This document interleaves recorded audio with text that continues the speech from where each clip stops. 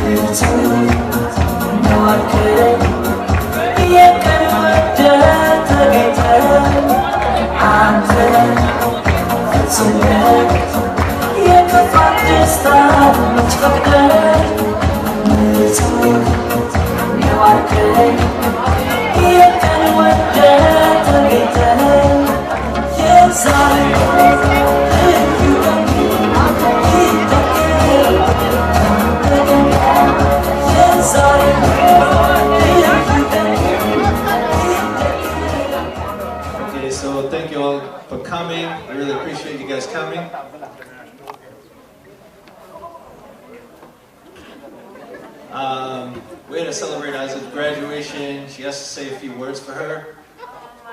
And I just want to say, like, Azib's middle name is Mariam, and they said it yesterday. Azib in Hebrew means the south. So the south of Israel is a country called Ethiopia. So they had a queen, and her name was Makeda, but they called her the queen of the south. So they called her Nigist Azib. Azib means the south. So her name is actually south. There's some Ethiopian girls, the name is Misrak, which means the east. So there's some special words in Ethiopian language with directions because they have strong meanings. Also, her middle name is Mariam, which is the Virgin Mary. So she is named after two queens. I wanted to name her Mariam, but my wife said no, her name is going to be Azib because her sister passed away. Her sister's name was Azib, so she took on that name and she's carried it in a blessed way. Azib is a leader, a dancer, a teacher, a mentor. Azib is so many titles that I cannot even give her all her credit that she deserves. Over all the years in high school and college, how many kids she's helped and how many things she's done. So I really appreciate her for that. And I just had one quick story about Azib. When she was about 3 years old. Is anybody in here 3 years old? Anybody have a 3-year-old child in here? How old is the baby? Not 3, right? Only 1? We went to Sears in Square One Mall on Route 1.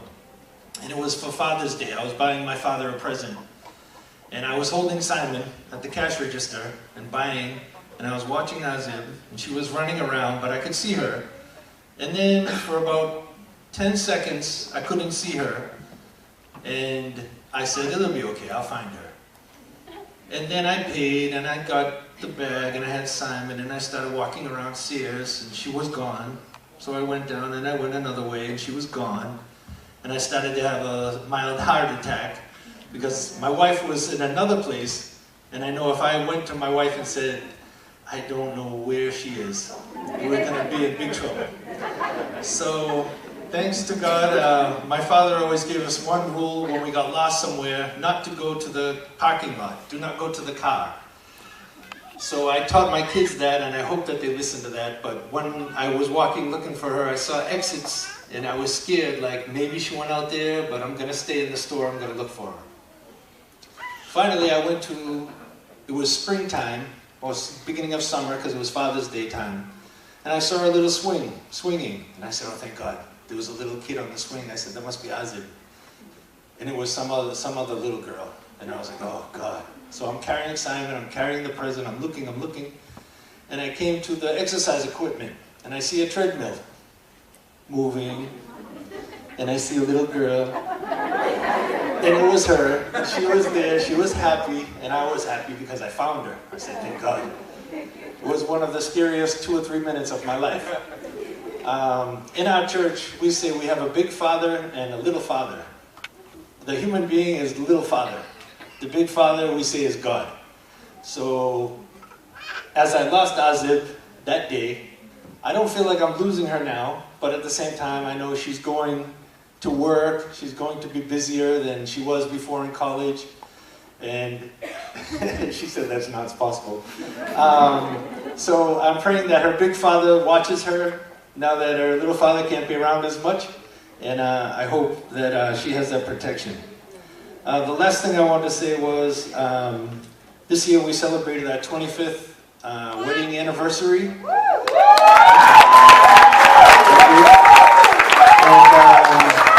And over the 25 years, we've had a lot of goldfish, we had a turtle, we had a fish that we think committed suicide on Christmas Eve.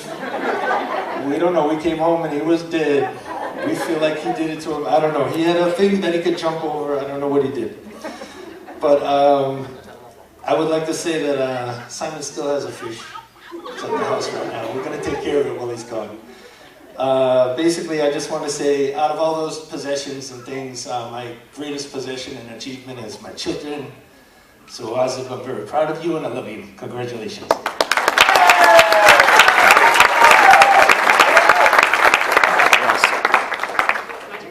Am I next? Alrighty. So I did not prepare a speech. I'm just going to say that right now. But, you know, I can tell you from the bottom of my heart, I'm very proud of Azib. Graduating college is not easy. I can tell you that. I am trying to do it. Also, I'm not going to cry this time, so be prepared. But, yeah, no, Azim's been like an inspiration to me. She's been my everything. She's my rock. She's amazing. She's a leader. She's everything that he said. I don't have any stories because I didn't prepare for this, but I'll end this on, you're amazing, and I love you.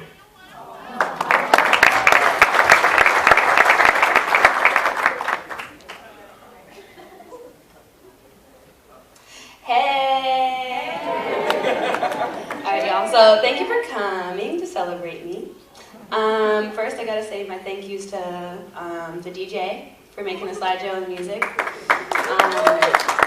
Thank you to the maintenance and bartenders, holla. Thank you for all the mothers who helped cook. I see you over there.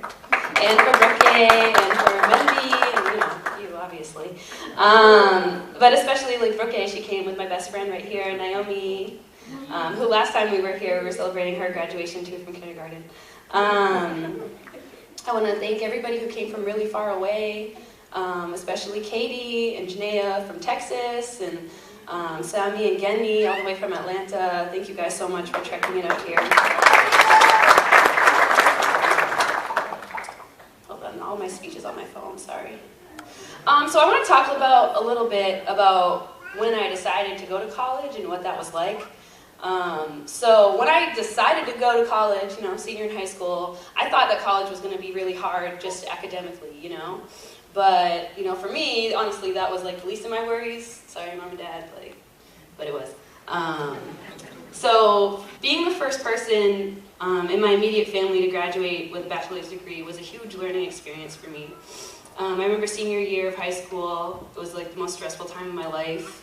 I had to figure out how to do the whole college application process on my own. I had to get creative with the resources that I had at my high school because the support and the resources were really limited there. But my parents did as much as they could, even though they've never gone to like college and done all of that. They did the most that they could for me, and I love them so much for doing so. Yeah, I know that for me, I made it look easy for Simon, you know. So, you know, knowing that I didn't have the same advantage of most of my colleagues from Simmons, I was really lucky that I worked really hard in high school and that I got enough scholarships so I'm not leaving with tons of debt, as like I know that some other people are.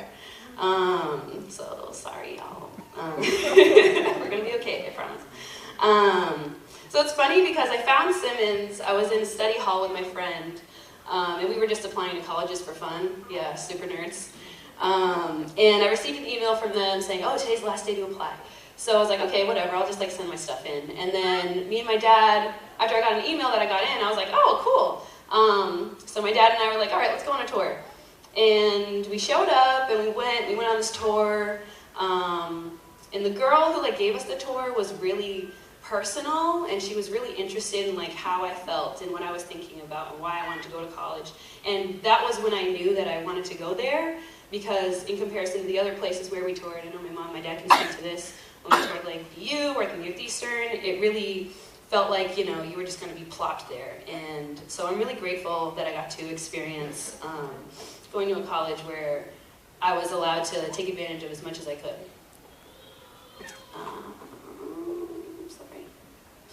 So prior to actually getting on campus, I had a lot of conversations with my friends about what it was going to be like transitioning from high school to college. And because for us, we came from a place where our classrooms were really filled with different people from all over different places, different ethnicities. And, you know, going to a college where it was a lot of just one type of person, not just women, but just mostly white people. For us, we felt really isolated, and it was an interesting culture shock going from being surrounded by a bunch of different people to being the minority in the class, and I've never experienced that before. So not only did I have to think about my academics, I had to think about my social identity. So outside of that,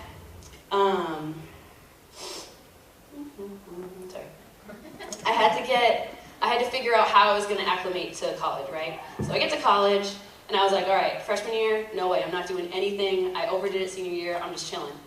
Lies.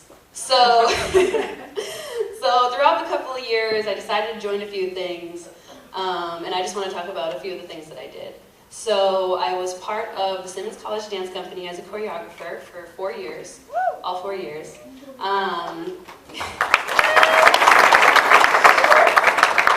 I was part of the Black Student Organization, and I was also part of the Alternative Spring Break program as a team leader, and I brought students across the world, mostly to different places in the U.S., to do community service with Habitat for Humanity and build houses. I had 2 jobs. I worked in the community service center, and I also worked as a music instructor at my high school. I did an internship with the Boston Ballet, and I worked at the Bach Center over the past 2 summers as a dance and advocacy assistant. On top of that, I had to do team projects because I was a business major, so every single class I had a team project. And somehow I found a way to sleep and socialize with people.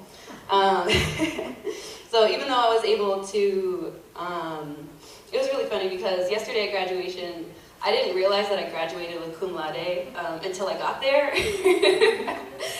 So I graduated with a GPA somewhere between 3.5 and 3.7.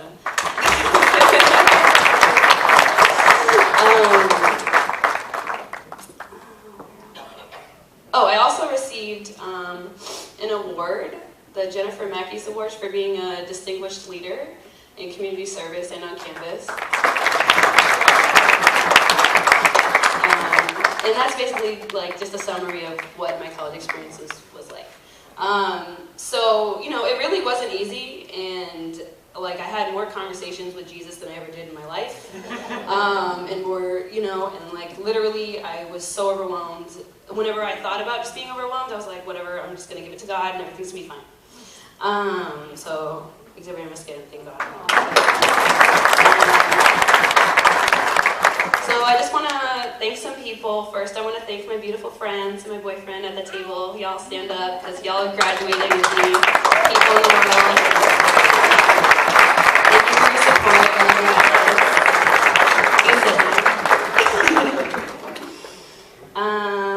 Rai, please stand up. I want to thank Rai because she's my role model and my big sister. And I'm not going to cry.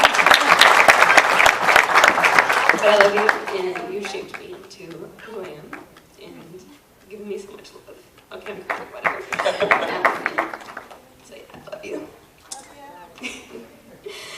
Thank you for giving me your dress for commencement ball. You know, just letting everyone know that was her dress. Simon, you're my rock. You're my other half. I feel like you went to Simmons with me. That's how much I called you. And I know I wouldn't be able to have done anything without you.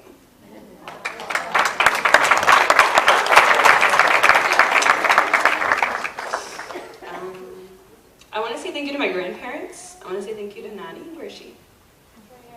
Thank you for checking in on me all the time and for calling me and always giving me love and inspiration. And for Papa too. And I want to thank my grandparents in heaven, Kengu and Mommy, for giving birth to my parents and raising them so I could be alive.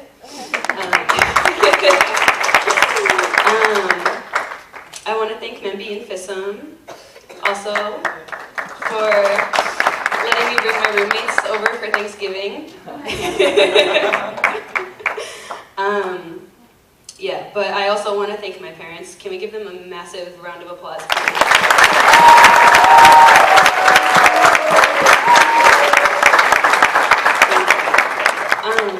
So my parents have talked me off the edge of actually physically fighting people at school. I know that's really hard to believe, but believe me, you would be surprised what girls will do to push you. They've helped me move in every year. They've come to dinner with me all the time. They've given me rides and money when they really didn't have to. They've been at every event that I've ever done, and they've always been there to support me. And you know, I'm a really busy person, so that's a lot of events to be attending. They've supported me in my faith and brought me to church whenever I asked. They've always cooked food for me when I was fasting, and they continue to inspire me and have become my best friends. I love you guys so much. Thank you so much. And I also just want to confirm a promise that I made 4 years ago that I'm not going to put you in a retirement home.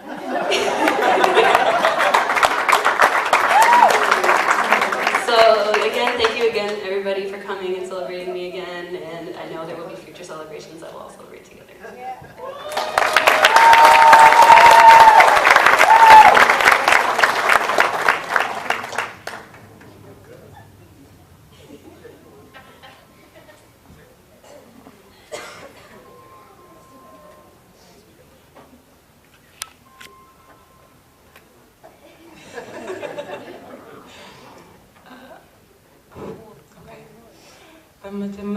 I'm not going to speak English because 3 of them speak English, so I need to speak Amharic for everyone. Okay? በመጀመሪያ ለዚህ ሰዓትና ደቂቃ ላደረሰን ለእግዚአብሔር ምስጋና ይድረሰው።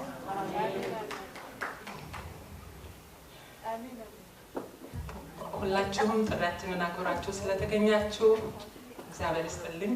ሌላ ብዙ የምናገረው ነገር የለም። Thank you.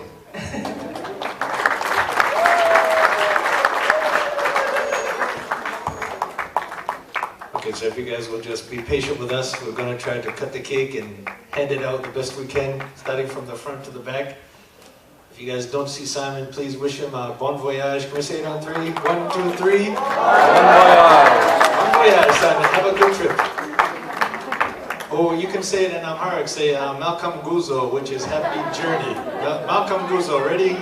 1, 2, 3. Malcolm Guzo. Malcolm Guzo. So guys, tell it.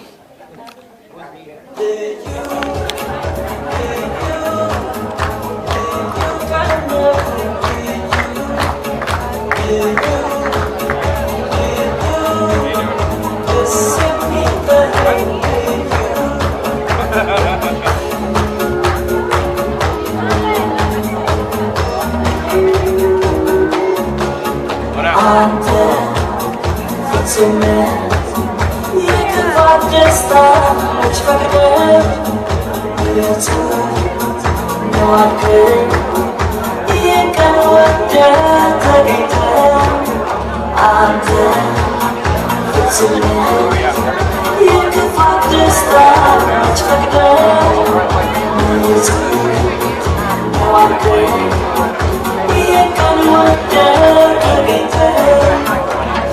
I'm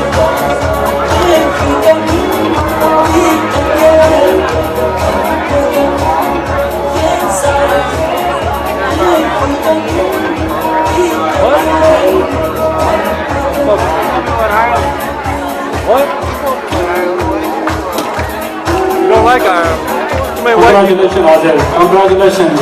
What kind of तुमच्या Mande लिफ्ता? Put your hands together, please.